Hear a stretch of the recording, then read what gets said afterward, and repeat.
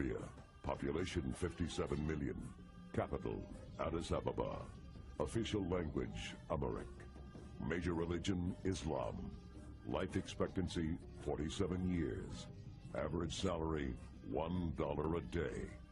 Also known as Abyssinia, Ethiopia was an empire for 2,000 years. Since then, Marxist military regimes and terrible droughts have ravaged the country.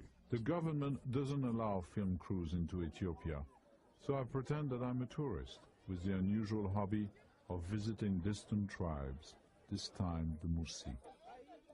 I never scout my film expeditions beforehand. I go on a hunch whenever I can, and always bring the much-needed medicine. As Belgian explorer and ethnographer Jean-Pierre Dutilleux and his team move past the well-groomed terraces and fields of the Konso tribe, they enter an ancient and barren land in search of the Mursi. It's March. The dry season is over. Dutilleux makes a stop at the Hummer tribe to collect more information. The Hammer are well known for three reasons. They produce fine pottery, quality honey, and they flog their women. The women submit to the flogging with pride. It is how they prove their devotion to their husband. Jean-Pierre is allowed to witness a cattle jumping demonstration by the young men of the Hummer tribe. This is their initiation into adulthood.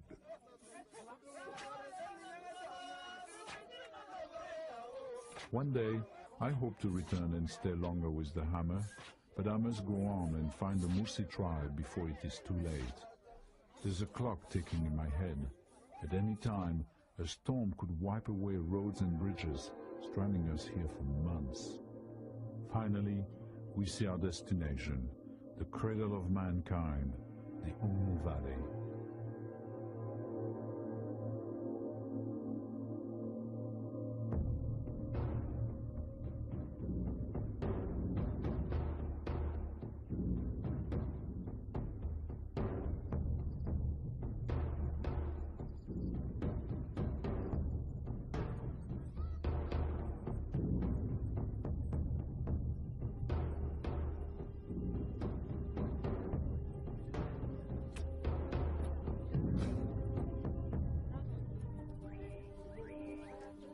This particular tribal journey has been a dream of mine ever since I first heard that the Mursi women wear these remarkable lip discs. They share this uncommon custom with a tribe of Kayapo Indians that I filmed in Brazil. Two tribes separated by thousands of miles share this extremely rare custom with one major difference.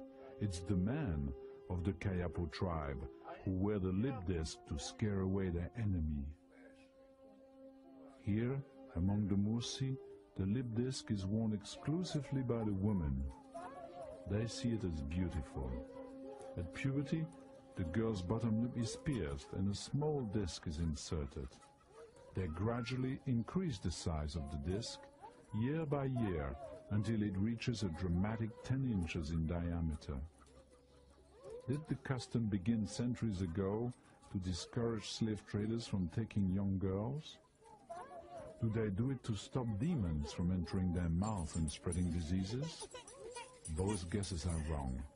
The size of the disc sets the price of the young woman's dowry. The larger the disc, the more cattle her family will receive from the groom's family. As many as 50 heads of cattle will be paid to marry a girl with a large disc. Still today, they start their fire with this ancient technique going back to the beginning of mankind. An 800-year-old mummy was found near here by anthropologists. They named her Lucy. As a young woman, Lucy was probably lighting her fire this same way, 8,000 centuries ago. It boggles the mind. So much time, so little change. The reason may be that this is one of the most remote corners of Africa, isolated from the rest of the world by 12,000-foot mountain ranges, the swamps of the Nile in Sudan, and the desert along the Kenyan border. Natiri had her bottom front teeth pulled out to allow saliva to flow freely and keep her enlarged lip moist at all times. Otherwise, under the constant pull of the disc, it could break off. How many children do you have? I have 2 children.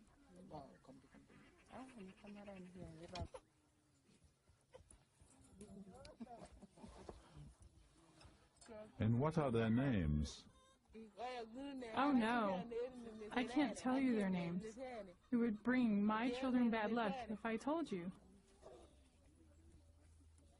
Have you lost any children?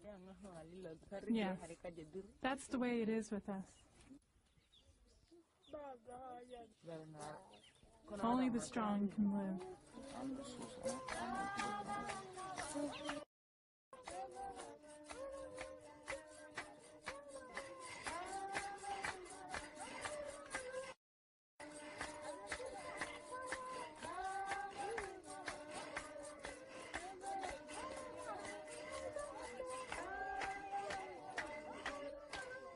The Musi's main crop is sorghum. It provides most of the carbohydrates in their diet. Their seemingly endless routine and constant chanting puts me in a hypnotic state. Time becomes irrelevant.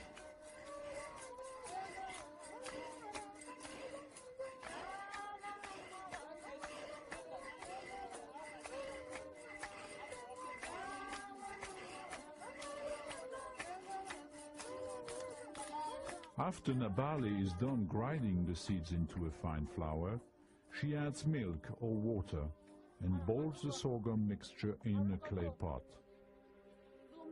Sometimes the mixture is allowed to ferment into a sorghum beer.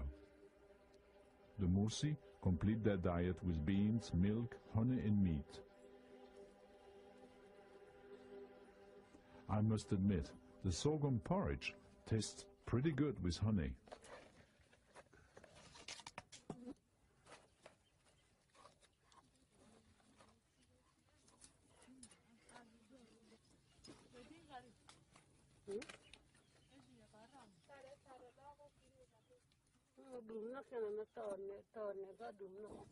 After feeding her children, Nabale talks with Dutia. Yes, it hurt a lot when I pierced my lip. My father got 38 cows when I married Banyese. My husband likes it a lot.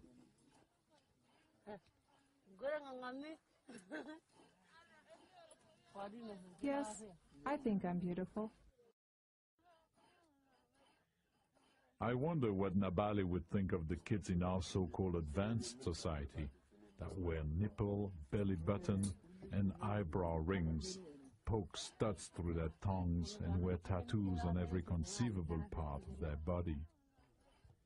The Mursi's concept of beauty is so different from ours, yet just as valuable and worthy of respect.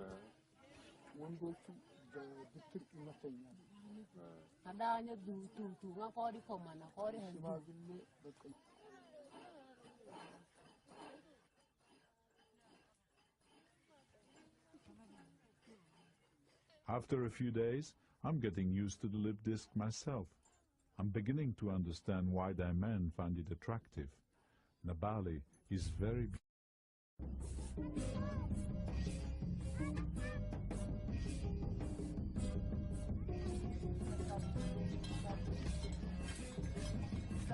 Cultivation is the work of women and girls. Herding is for men and boys. Banyese, Nabali's husband, will tell you that he has 45 cows and 2 wives, in that order, which means Banyese is a wealthy man. Cattle is their currency. Not only does it provide milk, meat and leather for their clothing, it is also the only true measure of a man's wealth. A typical Mursi settlement consists of 4 or 5 families herding their cattle together. The Mursi will do anything to avoid slaughtering these animals. It is only done out of extreme necessity. But the cow's blood, well, that's a different story. It is prized as a source of great strength.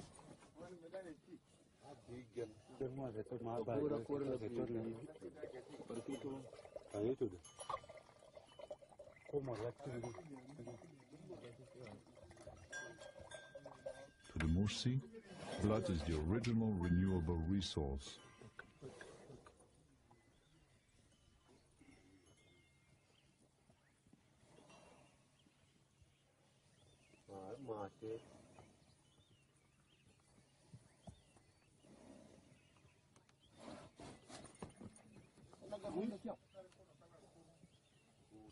For the Mursi warrior, there's nothing like a half-gallon of hot blood first thing in the morning, and then wipe your mouth with dry cow dung. It's clean, absorbent, and available. Au naturel.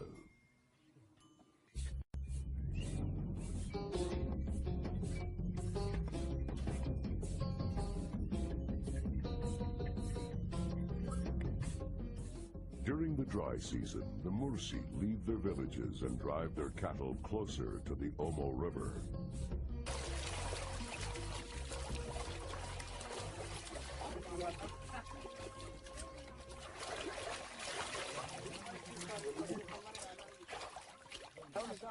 The Mursi have an aversion to body hair. It's considered unhealthy. Both men and women remove all their pubic hair. The only hair that is left adorns their head.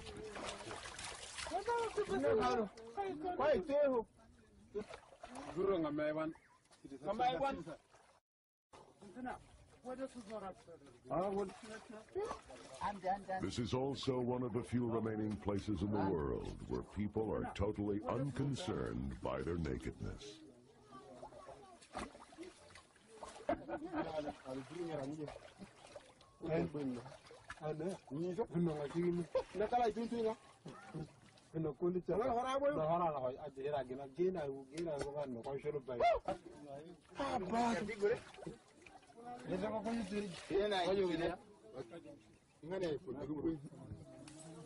Banyese is applying a thin layer of clay to Ulbudong's back. While it is still wet, he uses the tips of his fingers as a brush to create a variety of patterns. The Mursi view the human body as a living canvas. Their art is designed to seduce women.